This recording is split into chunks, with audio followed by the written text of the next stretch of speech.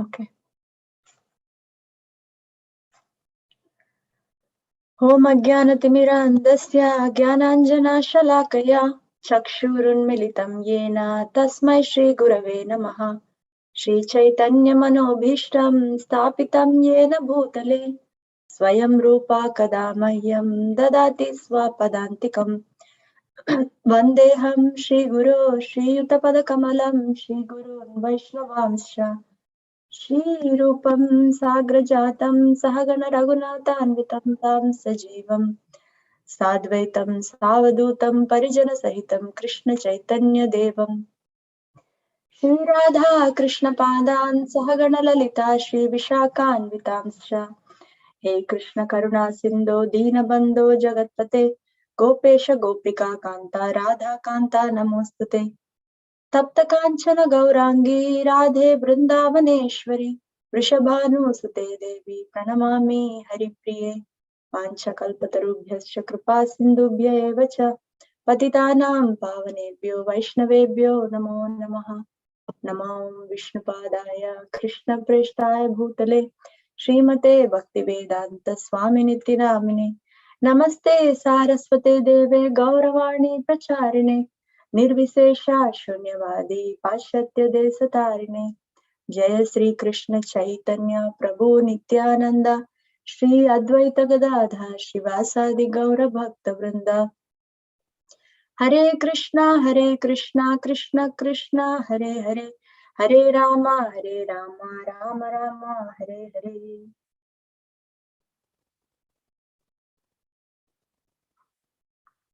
Om Namo Bhagavate Vasudevaya Om Namo Bhagavate Vasudevaya Om Namo Bhagavate Vasudevaya.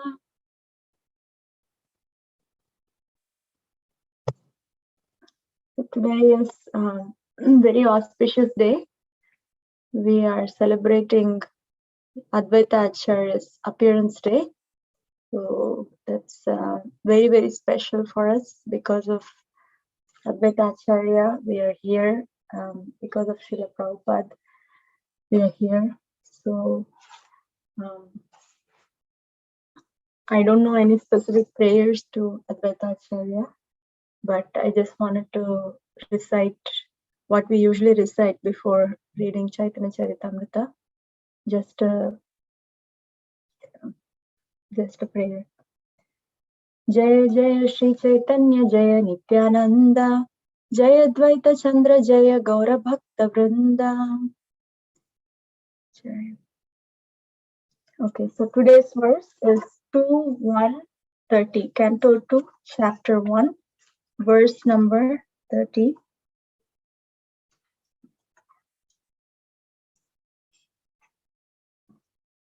Dhyaurакshini Chakshurabhut Patanga Pakshmani Vishnor Ahani Ubecha Tadbhru Vijramba Parameshtri Dishnyam Aposya Talu Rasa Eva Jihva.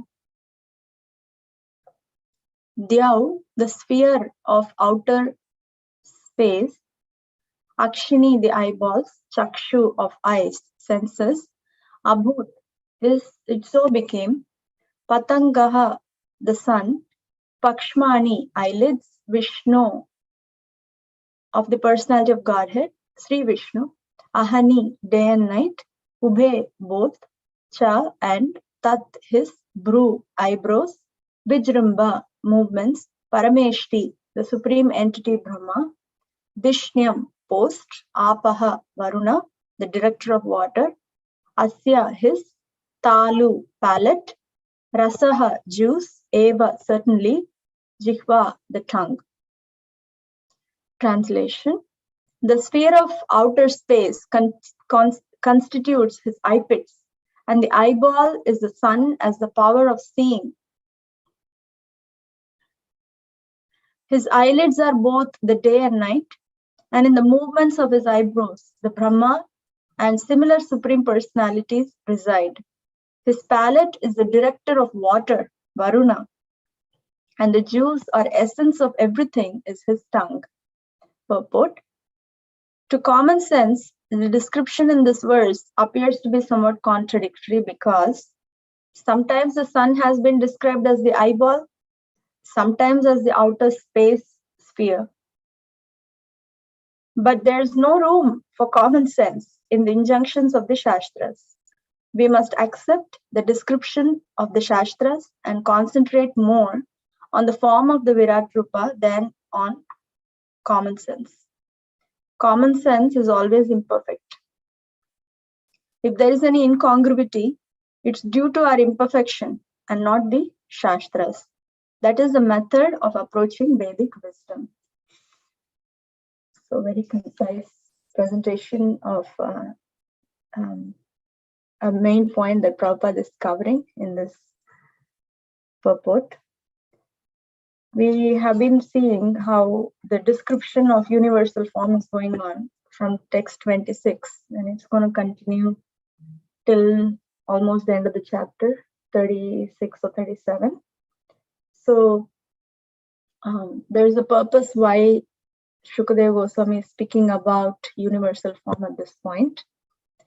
And when one understands the purpose, then it becomes easier to accept, because Prabhupada is mentioning about common sense in the purport, how common sense is very hard tool to understand. It's not a very appropriate tool to understand transcendence, even though it kind of, the reference point of common sense changes when we take up the process of Krishna consciousness, because common sense means whatever we commonly know, or whatever is like that we have come across, and whatever is the it's the practice or the belief or something that we have seen, and it's just common sense.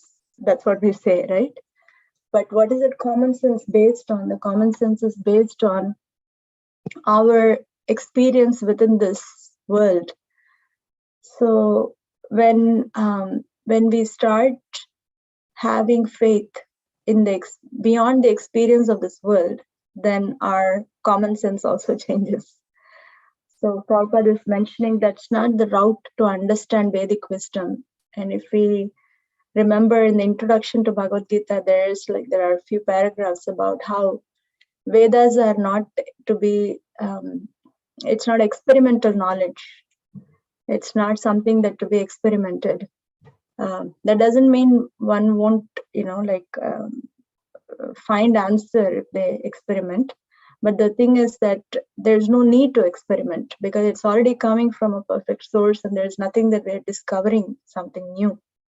So the Vedic wisdom is to be accepted with faith, not just blind faith, but based on the faith or based on the conceptions that we receive from the scriptures and Guru and Sadhu, we accept. So here, this universal form is something beyond our experience or beyond our worldly thought or something. So why is this being spoken here? Why are we hearing about universal form? And yeah, of course, we already heard why. The reason is for anybody who is not even introduced a personal conception of the Supreme Absolute Truth or Supreme Lord. Then for gaining a personal conception, there is universal form. And it's not imaginary, it's not artificial, and it is present. Universal form is present as the all-pervasive in this entire creation. So that's the reason for gaining some further faith and gaining some further clarity about Supreme Personality of Godhead. This universal form is given for someone who does not even know of a personal conception of God. And but in this particular series, in the second canto, first few chapters, why is this given? Because Maharaj Parikshit asked about what is the perfect way to live, and what is a perfect way to live when one is living. And if there are nice way, he really asked it very nicely. What is to be heard, what is to be chanted or spoken about, glorified or remembered, and what not to do. So, but here, universal form. So the reason is to establish the supremacy of bhakti. Universal form is spoken about here. And there are different purposes for Krishna expressing universe. Lord Acharyas speak about universal form. In Bhagavad Gita, 11th chapter, we know a part of universal form, a style of universal form that was revealed to Arjuna. What was the purpose for that? The purpose for that is to tell you are nimitta matram, and I have already taken care. So the purpose there, of course, there probably definitely more purposes for Supreme Lord to do something, but the one that I can connect with for Bhagavad Gita is the purpose is to erase that thought in Arjuna that this is a sinful thing that I'm doing, and I am the one who is doing, so I'm going to get all the sinful reaction. So that part, like I'm killing my superiors, my own kinsmen, and all these people here. I'm going to accrue sinful reactions, and what's the use of me winning over them? So then Krishna shows universal form. There are more purposes listed in the first few verses of 11th chapter of Bhagavad Gita. Why Arjuna even asks? He asks for a reason to establish personal conception of God, and to prevent any false proclaims of further generation. People come and say, I am God. Okay, now you show me the universal form. So to remove remove that opportunity for people to claim to be God. So there are multiple purposes there. But one of the main purposes is to also establish that Krishna has already taken care, and Arjuna is an instrument. So the same universal form is also part of it, not the whole thing. Is shown when Krishna goes as a messenger into Dhritarashtra's assembly. What's the reason there? Well, you can't capture me, Karna and Duryodhan. That's impossible for you to capture me. And then to give pleasure to those who are devotees in that assembly, to really hold them up, hold their point that Krishna is beyond you and me. That's what Bhishma Deva and Vidura have been telling, and nobody is willing to hear. So Krishna had to prove his devotees' words. So there are purposes. There's a purpose, and here there are different. Actually, there are even multiple descriptions of universal form within this canto. So this is just the beginning, and then we will have something when there is a conversation, I think, between Lord Brahma and Narada Muni, 5th, 6th chapters of this canto. So there are multiple descriptions of universal form. So this first description in this canto is mainly for establishing the supremacy of bhakti over the process of Ashtanga Yoga, because Ashtanga Yoga is also being described, and universal form is described, but the punchline is bhakti. But why we should know this? We should know to defeat our own impersonal conceptions, our own confusions that may arise inside our heart, or when we are when we are serving, when we are coming across different philosophies of the world. We know this for our own conviction, to build and to actually glorify bhakti in a way that is given in the Shastras. So, and this is also, in this chapter, it's also mentioned for the yogis who are in the beginner phase. They can't focus. I mean, one cannot focus on Paramatma that easily. So for the yogis who are in the beginning level, that they cannot like get a grasp of, like focusing on Paramatma. Okay, focus on universal form, the limbs of the universal form. So that's why every limb is described in different ways. Before this section began, the description was about how universal form represents different planetary systems. Now, how universal form represents the universe. I mean, the creation of what's here that is within our experience, the sun and the moon and the trees and water, and all these things are within our experience, worldly experience to some extent. So how is God, how is Krishna linked to these in a basic way?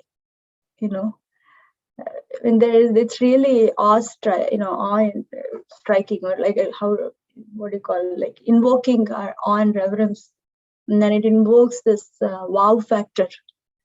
Oh my God, really wow! That's the factor that gets aroused when we hear about these so-called things that are not really straightforward bhakti. So I mean, the same point we discussed in our reading group. Which chapter where we were discussing? Yeah, we were discussing actually the first canto, 3rd chapter, where there is a description of Purushavatas. So this Purushavatas, in the beginning when we read this, now we are saying, okay, Karnadaksha Vishnu, Garbhodaksha Vishnu, we are like into it, kind of. But when we read it for the first time, it's like, really? There is this big spiritual sky, and then a corner there is a material sky, and inside that material sky, Karnadaksha Vishnu lays down and he just glances, and then the thing gets agitated, the material Mahatattva gets agitated. And then again he expands, he as if he cannot do things with his glance, he expands again into as a Garbhodakasha Vishnu, enters into each universe. And then he further. So these are all things that these subject matters are not just to be understood. It's not for just understanding purpose. It is for wow factor purpose, to really, appreciate how much is there that I mean, conditioned souls are people of this world that many of us, me, don't know at all. And then even if I know, it's beyond, if no meaning, just like come across the subject matters, it's beyond even my ability to understand. That's a wow factor. So that's what we were discussing, that sometimes scriptures and the knowledge that we get is not just for our intellectual capacity to get aroused. It also happens with scriptures. Scripture has the power to address each of our specific needs, whether it be intellectual need or sensory need or mental need, gymnastic that we can do in the mind. If anything can be addressed by the scriptures, but that's not the only thing that scriptures can do. It can do more. So the more is company that we get with scriptures, the association that we get with these saintly persons like Shukadeva Goswami, who's fixed in his bhakti describing all this. So the same point came across when we were discussing the first canto. And that's my appreciation, honestly speaking. That is my appreciation, that scriptures are not just for understanding, even though that's fantastic, but how we understand is to appreciate. And Krishna reveals further and further. And so we just like be an open book in front of an open book with Bhagavatam. So yeah, anyway, so the common sense factor that Prabhupada is describing is not the perfect way to understand. Actually, it's not the way to understand. Prabhupada is saying here, common sense is always imperfect, whereas the description in the Shastra is always perfect. So it's Shabda Praman versus Anuman and Pratyaksha, which is kind of common sense. So yeah, and when Shabda Praman becomes stronger and stronger in us, then we see, right? We kind of experience how sometimes the advanced devotees and our spiritual masters and Srila Prabhupada, how they see the world is so different. I'm saying it from my own words. It's not written in Bhagavatam. Their reference point for common sense has completely changed. So their sense is completely transcendence. And in that way, there's no difference between, they don't find conflicts and contradictions between their sense and the scriptures. But when we trust more on common sense, there is a difference, there's discrepancy, there's confusion, there's bewilderment, there's all kinds of things. And but Bhagavatam can help us to realign ourselves and to just help us to come back on track and say, wow, where else can I get this? Nowhere else. So that's the feeling. Having till text 37, this wow factor is everything is a wow factor, but this particular wow factor is going to continue till text 37. So I'll just read this translation once again. The sphere of outer space constitutes his eye pits, and the eyeball is the sun as the power of seeing. His eyelids are both the day and night, and in the movements of his eyebrows, the Brahma and similar supreme personalities reside. His palate is the director of water, Varuna, and the juice or essence of everything is his tongue. Yeah.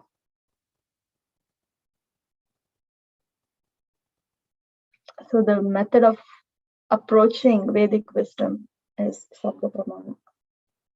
The Vedas itself give the way to understand the Vedas, or Bhagavatam gives the way to understand Bhagavatam. So anyway, I'll pause there. It's 7:56.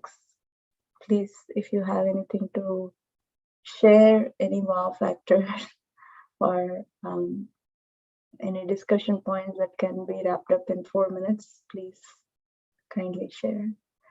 Thank you.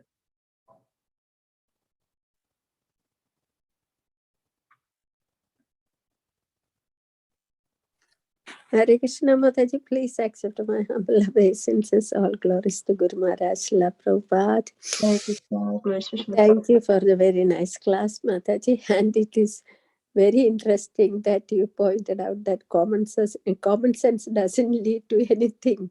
It is it helps in practical sense sometimes. In transcendence. That is a very good. That's a very good point. Thank you, Mataji. Thank you. Yeah, it is. It made sense now. How it doesn't make sense, actually. Yeah. Thank you. Thank you. Thank you. Mataji, please accept my humble obeisances. All glories to Guru and Gauranga. Please accept mine to Prabhupada. All glories to Prabhupada. Mataji, wonderful, talk. Monday morning, we needed this boost. I needed this boost. Me too. And like Sandhya Mataji just now mentioned, what we think as common sense, I think is of a lower quality, and the knowledge that we gain from the Shastras, particularly Bhagavad Gita, and then Srimad Bhagavatam, I think that is the real common sense that we should all have. I should have. We should. No, sorry, Mataji. I think I can only speak for myself. So thank you so much, Mataji, for bringing Thank that you. point. Yeah. Thank you, Prabhu. Prabhupada's whole purpose is based on that. So Prabhupada makes things very straightforward in a nice way. So, No, no, Mataji. Any point of time, when I'm getting carried away, just to open one of Prabhupada books and read one of his purports, I'll get some nice slaps, and then I realize, oh, okay, I'm going in the wrong direction, and then I yeah, come back. So, yeah, it's a blessing. It's a blessing. yeah, Mataji. Thank you for sharing, Prabhu. Hare Krishna Mataji. Please accept Hare my Krishna. sincere self-glorious to Srila Prabhupada. All glories to Prabhupada. Mataji, yeah, I also like this point that you mentioned about common sense, right? Because It's really here, like it's really something, because actually in this world, that is how you are evaluated. Do you have any, when you common do sense. something, they're like, you don't have any common sense to, do this properly. So, Prabhupada really put it in perspective for us. Yeah. I also have one question about this universal form. You mentioned how Krishna shows different universal forms at different times for different purposes. So I was, just contemplating, because I really have a hard time understanding the universal form. So what is the purpose for a devotee to understand, or should he even try to understand? Like, what is the purpose for us to, to get purified? To get purified. Anything that's given for us is not without a purpose. Like, that's so nice that you're thinking, what is the purpose for me? What's the purpose for us? What's the purpose for practicing devotee? For a practicing devotee also, we can also have wow factor. And then we can also have appreciation at a different, at whatever level we are at. And we can also have dependence. I really can't understand just by reading this. So we can have dependence, and we can appreciate Krishna's multi-purpose approach towards his one universal form is described in so many ways across the board. And we can't even match one to one. Okay, read this universal form here, and then read after five chapters, and read in the third canto and then fifth canto. It's like, where's one-to-one match? Here, this one, and there, it's a different thing. So that means Krishna is unlimited also. So it is, I heard that we have to invest ourselves in Krishna's, like the understanding subject matters that are related to Krishna and this creation, Sambandha Tattva. So understanding does not again mean grasping it, having a grip over it, or a feeling of, like the power to understand kind of thing. No, it's not that way. It is to just be with the words or Shabda Pramana. That's my level of appreciation right now. The same question, if we were to ask further advanced devotees and spiritual masters, they will have a way different and probably, a different kind of a response. But for me, it is right now at my level of understanding. So it is to arouse that wow factor, to eliminate the factor of thinking that we can definitely just get a grip over Krishna just because we are practicing, and then to further our purification process, because this is purification, to accept that I cannot understand in a joyful way. When we accept it with a very, oh my God, I can't understand, so I'm not even going to approach it. That's not going to get us purified. what gets us purified is to accept, wow, I can't understand it. So nice, this is given here. I'm going to just read again. Something like that. So being with Krishna purifies us, and this Bhagavatam is Krishna. So any subject matter in Bhagavatam is Krishna. So we just be with Bhagavatam purifies us, despite our inability to get a grip over it by our effort. So these are some thoughts that I'm getting for us, why we have to understand. Yeah. Thank you. Yeah, thank you, Mathaji. That's really nice. That's also understandable for my level also, what you're saying. Because it is and very it's happy. mind-boggling. And it is happy, right? We're just happy to, it arouses some level of comfort and happiness that we don't have to really break our heads against it. Right. Like we are not, even when this is the same thing, I'm just 8:04, 1 minute I will take further. This is the same point that we kind of like discuss in our Bhakti Shastri. We shouldn't be breaking our heads to write an exam for Bhakti Shastri. We should be happy, So if we are not feeling happy, then we got to just sit down and feel happy. We have to sit down and really tune in and say, where is this breaking our head thing coming from?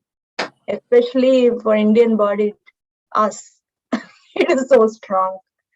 So anyway, it's just a further point. Again, we are working with our common sense to read. Anyway, I'll pause there.